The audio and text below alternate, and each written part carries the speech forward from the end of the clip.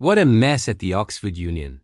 A highly anticipated debate, meant to be a clash of intellectual titans, descended into a complete and utter farce. The motion on the table was explosive. This House believes that India's response to Pakistan is a popular strategy sold as security policy. Sounds intense, right?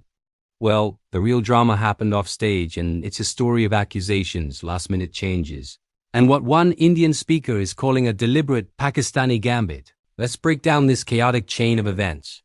The debate was scheduled for November 27th. Representing India was supposed to be a high-profile lineup, including former Army Chief General Naravain and Dr. Subramanian Swamy. However, just 2 days before the event, they both had to pull out due to unavoidable commitments. This sent the organizers scrambling. Stepping up to the plate on very short notice was Indian advocate J. Sai Deepak. He was already prepared to argue for India and quickly managed to assemble a new team from within the UK.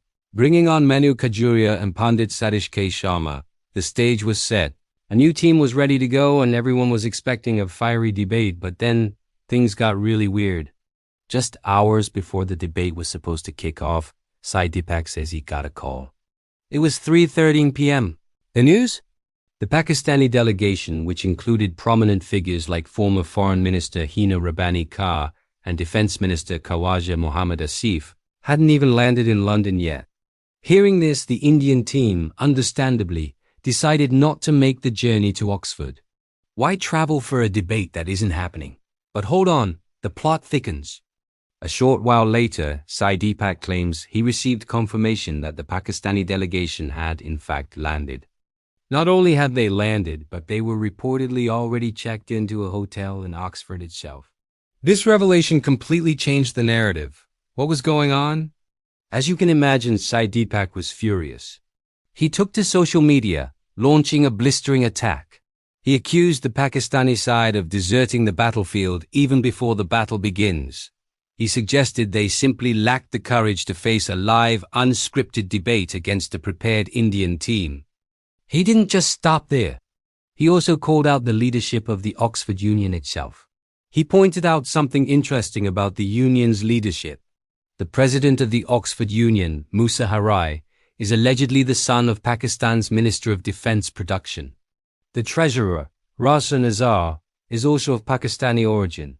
Deepak argued that the prestigious institution was being dragged in muck and was essentially acting as a mouthpiece for the Pakistan High Commission. He felt the entire situation was an organizational failure at best and a deliberate sabotage at worst. Now, let's look at the other side of the story. The Pakistan High Commission in London released its own statement, painting a completely different picture. They claimed the original high-powered Indian delegation General Naravain, Dr. Swamy and Sachin Pilot had withdrawn at the last minute. According to them, this handed a walkover to the Pakistani side. They framed it as the Indian side lacking the confidence to defend its security policies in what they called a neutral and intellectually rigorous debate. Notice how they conveniently failed to mention the replacement Indian team that was ready and waiting. So who are you supposed to believe? On one hand, you have Sai Deepak's detailed, minute-by-minute account of being told the Pakistani team hadn't arrived, only to find out they were already in town. On the other, you have the Pakistan High Commission claiming India backed out and handed them an easy win. The controversy didn't stay confined to the participants. Indian politician Priyanka Chaturvedi also weighed in on X, formerly Twitter. She mocked the situation, saying, "Pakistan is crying again over an Oxford Union debate. This is for the record. Once again, they have proved to be liars. Expecting any better from them was not even on my list." Her post essentially laughed off Pakistan's version of events, siding firmly with the Indian speakers. Let's put all the pieces together. The original Indian speakers pull out. A new team is quickly assembled. On the day of the debate, the Indian team is told the Pakistani team is a no-show. Based on that information, they cancel their travel plans. Then they find out the Pakistani team was in Oxford all along. The Pakistan High Commission then claims India withdrew, ignoring the replacement team entirely. It's a classic she said, situation, but played out on an international stage with diplomatic implications. The core of Deepak's allegation is that this was a calculated move. Why would the Pakistani delegation allegedly mislead everyone about their travel plans? Deepak's theory is that they didn't want to face the debate. Perhaps they were expecting the original speakers and weren't prepared for the new lineup.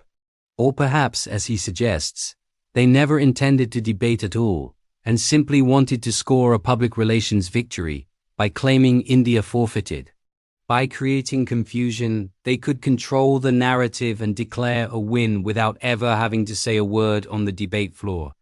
This whole episode raises serious questions about the Oxford Union's role.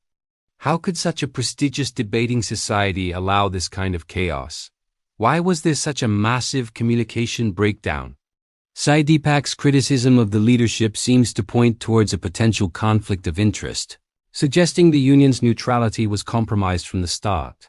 For an institution that prides itself on free speech and intellectual rigor, having an event collapse into a public spat with accusations of sabotage is a major embarrassment. The debate motion itself was provocative, designed to spark a strong reaction. It questioned the very foundation of India's security policy towards Pakistan, labeling it as a populist strategy. It's a topic that demands serious, robust discussion. Instead of getting that, the public got a messy, behind-the-scenes drama. It feels like a huge missed opportunity for a meaningful dialogue. The audience, both at Oxford and online, was robbed of the chance to hear both sides present their arguments and defend their positions. In the end, no debate happened. No ideas were exchanged. All that's left is a war of words on social media and in press releases. India's side claims Pakistan ran from a fight. Pakistan's side claims India was too scared to show up. The truth probably lies somewhere in the tangled mess of last-minute changes and miscommunications. But one thing is for sure. The biggest loser in all of this was the spirit of open debate itself. The Oxford Union, a historic platform for intellectual discourse, ended up hosting a farce. What do you think really happened here? Was it a deliberate gambit by Pakistan to avoid a tough debate, as Deepak alleges? Or was it just a cascade of logistical failures and miscommunications that spun out of control? It is a fascinating and frustrating story that shows how even academic debates can get caught up in the heated politics of the India-Pakistan relationship. It seems that even in the halls of Oxford, the rivalry is just as intense as it is anywhere else. Thanks for watching. Let me know your thoughts on this bizarre situation in the comments below. Was this a strategic move or just a comedy of errors? Don't forget to like this video and subscribe for more deep dives into stories like this one. See you next time.